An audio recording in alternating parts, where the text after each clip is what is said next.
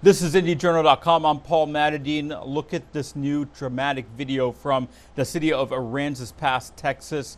Clearly, water and wind damage there. And joining me right now is Stephanie Diaz. She is with the city. Stephanie, as we look at this video, can you give us an update on where things stand with emergency efforts? Well, right now we are in the process of just really, truly getting organized with all of the help that's coming in from the state and around the area. We are securing the city as much as possible. We have a lot of troopers in and even task force and strike teams here to help us secure the city. We are working on ensuring that there's no looting going on or any criminalistic activity. We have officially searched for all the residents that we had received concerns about. And we are confident that we've contacted everyone.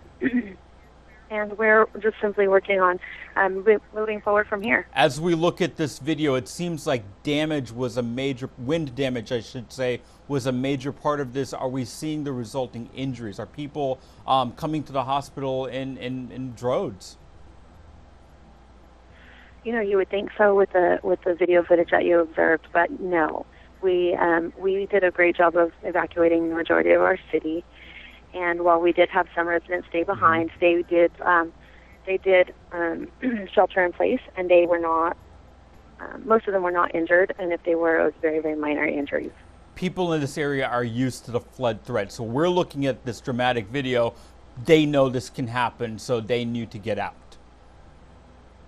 That's correct, yes, sir. Tell us, you said that right now the focus is on stabilization. What happens next? Where do emergency officials go from here?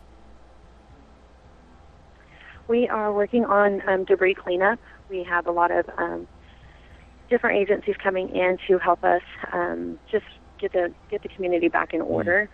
We have to clean up the debris in order for the AEP and other services to come in and start rebuilding. We need to get electricity and water services to our residents, and that's priority. And so in order to be able to do that, we have to start with the debris cleanup. And some streets were not passable because of all of the down power lines and the trees and, just generic debris that's out there. And I would imagine to do so, you're asking people to stay off the streets at this point so that the proper people can get where they need to be.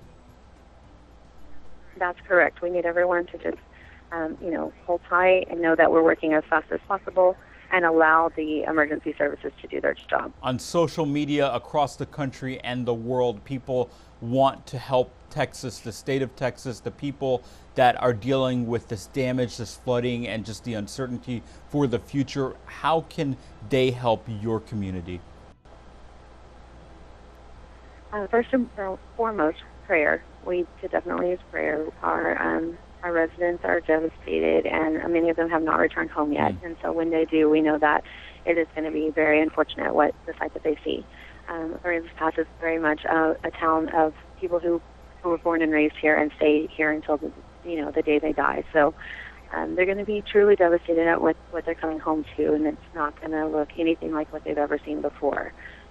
After that, we are working with several different groups on coordinating volunteer efforts to come into town. We are going to be posting more about the volunteer opportunities and donation opportunities on the Aransas Pass Police Department Facebook page. We have different groups working together on that right now, and we're trying to determine just who is offering what, and then what the actual needs of the residents are beyond that. So, monitoring the Aransas Pass Police Department's Facebook page is the best way to know what's truly needed for our area. What are you doing to give hope? I mean, you made a good point. The morale has got to just be that of concern, fear, and just devastation. It is definitely hard to keep morale up, but we have a great tight-knit community, and they are excellent about just coming together and doing what's best for the community itself. When the officers first were able to get out on the streets, we already had residents out there pulling some of the tree limbs off of the roadways and stuff like that with their own equipment, their trucks and their equipment. So, it's definitely a team effort. It's a group effort. The city administration has been great about keeping our community members informed wherever they may be held right now, because most of them are not in the community.